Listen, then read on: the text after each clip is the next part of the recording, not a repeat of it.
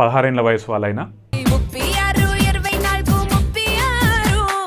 Yes ఈ వయసు వాళ్ళైనా 9 సంవత్సరాల నుంచి స్టార్ట్ చేసుకొని 45 సంవత్సరాల వరకు ఎవరైనా కూడా హెచ్పివి వ్యాక్సిన్ అనేది వేసుకోవచ్చు.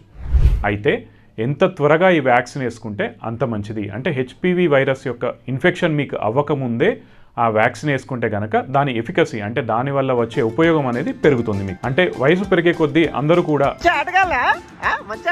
తయారవుతారు కాబట్టి ఆ ఇన్ఫెక్షన్ వచ్చే అవకాశం పెరుగుతుంది. కాబట్టి ఎంత ఎర్లీగా మనకు ఆ వ్యాక్సిన్ వేసుకుంటే ఇన్ఫెక్షన్ నుంచి మనం కాపాడుకోగలుగుతాం, ఆ ఇన్ఫెక్షన్ ద్వారా వచ్చే క్యాన్సర్స్ నుంచి కూడా కాపాడుకోగలుగుతాం. ఫర్ ఎగ్జాంపుల్ పర్సంటేజ్ ప్రకారం తీసుకుంటే కనుక 9 నుంచి 14 సంవత్సరాల లోపున్న వాళ్ళు కనుక ఆ వ్యాక్సిన్ వేసుకుంటే ఆ వ్యాక్సిన్ యొక్క ఎఫికసీ దాదాపు 74% నుంచి 93% వరకు ఉంటుంది.